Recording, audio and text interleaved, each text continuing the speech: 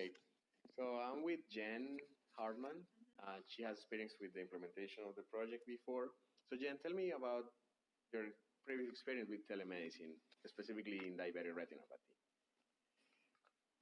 I basically just performed the digiscope testing on the patients that came into our office.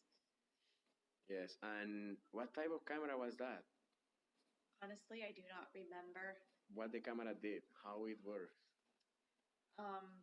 It was just a large box that patients looked into, and they had to follow the dot in different places, and we would click a button to take pictures, different views, and that was pretty much it. Different views.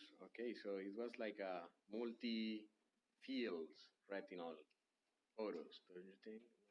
Okay, different photos. Okay. And how was your experience with that camera? It was fine. Why you were the only one using it? I think they just wanted to limit the amount of staff that were doing it because it was time consuming to do the test. And at that point, I was the person that had the most amount of time to do those kinds of tests. So you were new? No, I wasn't new. I just did extra testing in the office. Okay. How do you feel about that? Like they relieve that work to the person with the most availability. Right. How do you feel about that? Fine.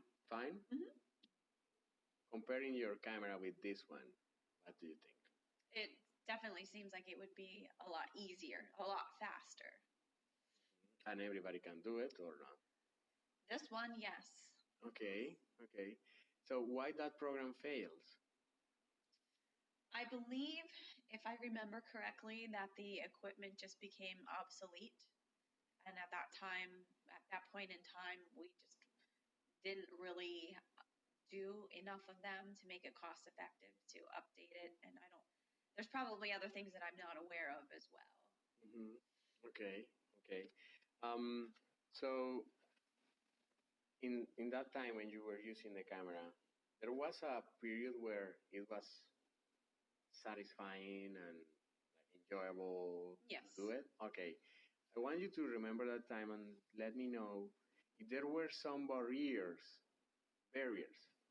for the patients or from providers or from the health system that prevents you to use the camera.